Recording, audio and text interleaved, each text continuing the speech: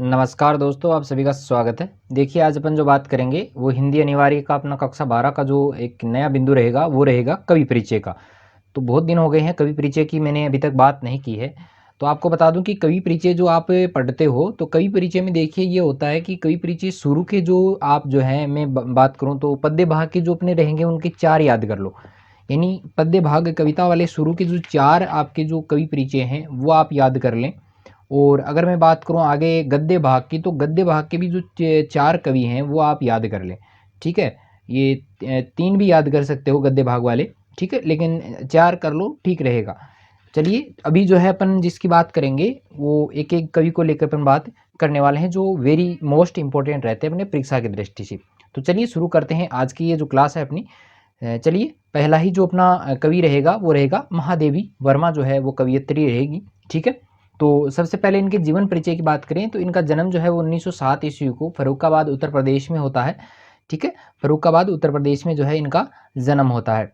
और इनके निधन की बात करें तो निधन जो है वो होता है इनका 1989 ईस्वी को इलाहाबाद, उत्तर प्रदेश में ही जो है वो इलाहाबाद पड़ता है, तो वहीं पे इनका जो है निधन हो जाता है। ठीक है, तो चलिए याद हो गया होगा 1907 और 87। तो देखो दोनों में जो है यहाँ पर भी 7 है और यहाँ पर भी 7 है, और सिर्फ यहाँ पर 0 है तो 0 के बीच में ऐसे लाइन खींच देते तो कितने बन जाते हैं, 8 बन जाते हैं। तो उस हिसाब से आप महादेवी वर्मा का जो है भक्तिन जो अपना पार्ट रहेगा उस हिसाब से इसका याद कर लेना है। तो चलिए नेक्स्ट जो अपना रहेगा इसी में कि इनको कौन कौन से पुरस्कार जो हैं वो मिले हैं। तो देखिए, इनको पुरस्कारों की अगर मैं बात करूँ तो यहाँ पे इनको ज्ञानपीठ पुरस्कार मिला है। ये सन 1983 में मिला था। इनकी एक रचना थी यामा रचना।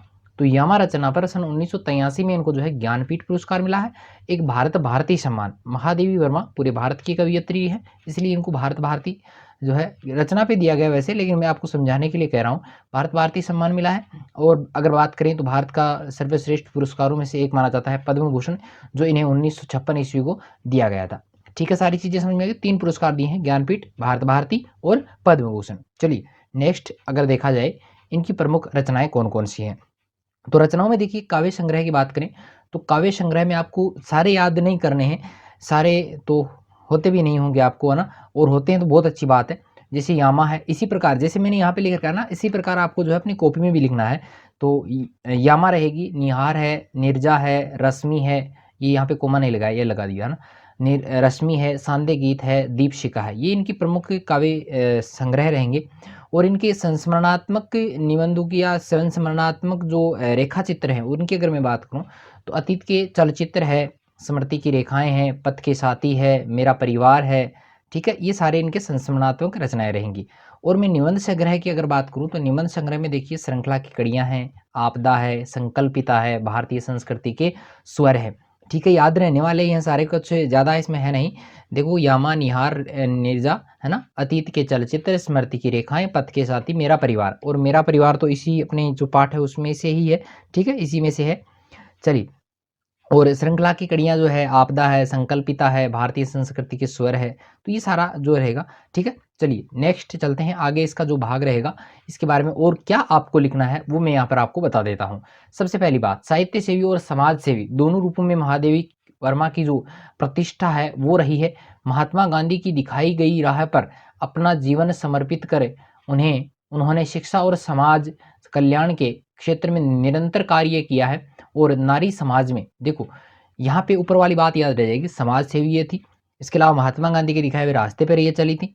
और नारी समाज में शिक्षा का प्रसार के उद्देश्य से इन्होंने जो है प्रयाग महिला विद्यापीठ की स्थापना भी की थी। ये याद रखना है आपको कि प्रयाग महिला विद्यालय की स्थापना जो है, विद्यापीठ की स्थापना जो है महादेवी वर्मा ने की थी। और साहित्य जगत में महादेवी वर्मा की प्रतिष्ठा जो है बहुमुखी प्रतिभा के रूप में भी देखी जा सकती है। और अगर कविता के क्षेत्र में देखा जाए तो वे जो है छायावाद के 4 स्तंभों में से एक मानी जाती हैं। 3 अन्य स्तंभों की बात करें तो सुमित्रानंदन पंत थे, जयशंकर प्रसाद थे और सूर्यकांत त्रिपाठी निराला है। और उनमें चौथा स्तंभ आती है महादेवी वर्मा। और अपने निबंधों, संस्मरणात्मक रेखा चित्रों के कारण एक अप्रतिम गद्यकार के रूप में चर्चा रही है। ये याद नहीं रहता, कोई दिक्कत नहीं।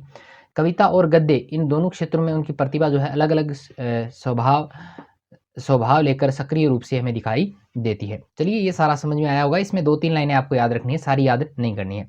चलिए अगले की बात करें आगे, इसमें और क्या है देखो कविताओं में देखो आपको जो है वो मिलेगा आंतरिक दुख है, पीड़ा है, ये आपको मिलेगी और इस लोक से परे या सत्ता की ओर अभिमुख दिखाई वो पड़ती है।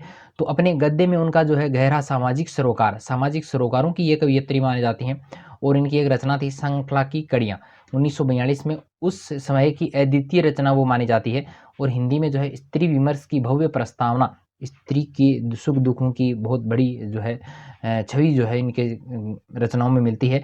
उनके संस्मरणात्मक रेखाचित्र अपने आप पास के ऐसे चरित्रों और प्रसंगों को लेकर लिखे गए हैं जिनकी साधारणता हमारे ध्यान नहीं खींच पाती, लेकिन महादेवी जी की मर्मभेदी और करुणामयी दृष्टि उन चरित्रों की साधारण में भी असाधारण तत्व जो है वो खोज लेती है। और इसी तरह समाज के शोषित पीड़ित तबके को उन्होंने जो है अपनी गद्य रचनाओं में नायकत्व भी प्रदान किया है और इनके प्रयास में जो है हिंदी के साहित्यिक समाज पर ऐसा गहरा प्रभाव पड़ा है कि उनके संस्मरणात्मक रेखाचित्र की विधा के लिए शोषित पीड़ित आमजन को जो है विषय वस्तु के रूप में मान्यता मिल गई है। ठीक है, महादेवी वर्मा के रूप में इतना ज़्यादा याद नहीं रखना, 5 या 6 लाइनें जो है वो देखिए शुरू में आपको जन्म परिचय याद रखना है, जन्म है, मृत्यु है, फिर उनकी रचनाएं याद रखनी है, फिर उनका जो है मतलब रचनाओं के बाद में पुरस्कार कौन-कौन से मिले वो याद होना चाहिए। उसके बाद में ये मैंने जो 2 पेज आपको बताए, जैसे एक तो ये वाला बताया था मैंने, इसमें से आपको 2-3 लाइनें याद रखनी है और ये वाला भाग जो है इसमें से भी आपको 2-3 लाइनें याद रखनी है, ज़्यादा याद नहीं रखना, 5-6 लाइनें ये हो जाएंगी और 5-4 लाइनें वो हो जाएंगी, तो उस हिसाब से अपना सही बैठेगा। चलिए अपना नेक्स्ट जो कवि रहता है वो रहता है जैनेंद्र कुमार, और जैनेंद्र कुमार को याद रखना भी बहुत सरल है, 1905 में है और ये है 1990 में। तो 90 में देखो क्या करना है, जैसे मैं इसको 9 बना दूं, 9 बनाते ये इसको इधर कर दूं और इसको इधर कर दूं, तो ये कितना हो जाएगा, 90 हो जाएगा। तो 5 में अलीगढ़ उत्तर प्रदेश में जन्म होता है और निधन जो है 1990 ईस्वी को हो जाता है। चलिए इनके कुछ पुरस्कारों की बात करते हैं। तो इनको पुरस्कार मिला है, एक तो साहित्य अकादमी पुरस्कार, भारत भारती सम्मान इनको मिला है और एक मिला है पद्म भूषण, ये मिला है सन 1970 ईस्वी को। ठीक है, चलिए याद रहेंगे सारे, वही अपने महादेवी वर्मा के थे, यही इनके थे। चलिए नेक्स्ट अगर बात की जाए इनकी प्रमुख रचनाओं की, तो प्रमुख उपन्यास हैं, पहले सबसे पहले उपन्यास बहुत वेरी इंपॉर्टेंट है। एक परख है, अनाम स्वामी है, सुनीता है, त्यागपत्र है, कल्याणी है, जयवर्धन है, मुक्तिबोध है, ये इनके प्रमुख उपन्यास हैं। कहानियों की अगर बात की जाए तो वातायन है, एक रात, दो चिड़िया, फांसी, नीलम देश की राजकन्या, ये और पाजेब जो रहेगी। ठीक है, ये सारी इनकी कहानियां हैं। और निबंधों की अगर बात करें तो जैसे जड़ की बात है, पूर्वोदय है, सोच विचार है, प्रस्तुत प्रश्न, साहित्य का श्रेय और प्रेय, समय और हम, तो इनमें से सारी याद नहीं रहती, 2-2 3-3 तो आपको याद करनी ही पड़ेगी। चलिए सारी याद हो गई तो बहुत अच्छी बात है, आप इसका स्क्रीनशॉट भी ले सकते हैं, बहुत अच्छा रहेगा। चलिए नेक्स्ट अगर बात करें, इसमें से ही आपको जो है 4-5 लाइनें और याद रखनी है। वो क्या है कि हिंदी में प्रेमचंद के बाद सबसे महत्वपूर्ण कथाकार के रूप में अगर प्रतिष्ठा किसी ने प्राप्त की है तो वो है जैनेंद्र कुमार। ठीक है, और अपने उपन्यासों और कहानियों के माध्यम से जो है उन्होंने हिंदी में एक सशक्त मनोवैज्ञानिक कथाधारा के प्रवर्तक, अगर किसी को पूछा जाता है कि मनोवैज्ञानिक कथाधारा का, देखिए अपनी हिंदी में अगर मनोवैज्ञानिक शब्द आता है तो वहां पर सिर्फ और सिर्फ किसका नाम लिखना है, जैनेंद्र कुमार का। ठीक है, परख है, सुनीता के बाद सन 1937 में प्रकाशित त्यागपत्र ने इन्हें मनोवैज्ञानिक उपन्यासकार के रूप में जो है प्रतिष्ठा दिलाई थी। इसी प्रकार खेल है, पाजेब है, नीलम देश की राजकन्या है, अपना अपना भाग्य है, तथ्य सत्य है ना, जैसी कहानियों को भी इन्होंने जो है वो कालजयी रचनाएं मानी जाती हैं जो हर समय में जो है महत्वपूर्ण रहती हैं। और कथाकार होने के साथ साथ जैनेंद्र की पहचान जो है वो एक अत्यंत गंभीर चिंतक के रूप में भी रही है। बहुत सरल और अनौपचारिक सी दिखने वाली शैली में इन्होंने समाज है, राजनीति है, अर्थव्यवस्था है और दर्शन से संबंधित गहरा ज्ञान जो है उनको गहरे जो प्रश्न है उनको सुलझाने की कोशिश इन्होंने की है। अपनी गांधीवादी चिंतन दृष्टि का जितना मतलब सुस्पष्ट और सहज उपयोग वे जीवन जगत से जुड़े प्रश्नों के संदर्भ में भी करते रहे हैं और वे अन्यत्र दुर्लभ है, और इस बात का सबूत पेश करता है कि गांधीवाद को उन्होंने कितनी गहराई से अपने हृदय में उतारा है। ठीक है, सारी चीज़ें समझ में आई होगी। इसमें भी आपको 4-5 लाइनें जो है इसमें से याद रखनी है और बाकी का जो मैंने शुरू में जो 3 जो स्लाइड बताई थी आपको, वो आपको याद रखनी है।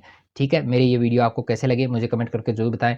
अगर आपको अच्छा लगा है तो लाइक ज़रूर करें, दोस्तों के साथ शेयर भी करें, और जो है आपकी पढ़ाई कैसी चल रही है उसको भी आप मुझे कमेंट के थ्रू जो है वो ज़रूर बताएं। तो चलिए आज के लिए इतना ही, मिलते हैं फिर एक नई वीडियो के साथ में, तब तक के लिए धन्यवाद।